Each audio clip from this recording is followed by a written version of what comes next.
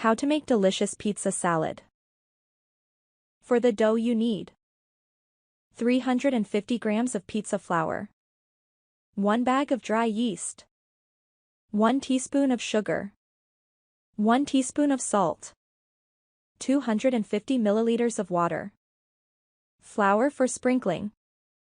For the coating, 125 grams of cream cheese, 2 tablespoons of sour cream, salt to taste.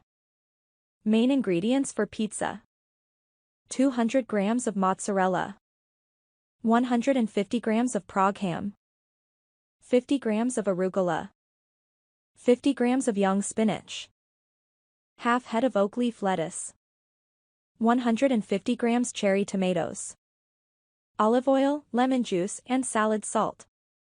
To prepare the dough, mix the flour and salt in a bowl. Add warm water, sugar, and dry yeast. Knead the ingredients into a soft dough. Cover with transparent foil and leave aside to rise. In a bowl, mix cream cheese, sour cream, and salt. Heat the oven to 180 degrees.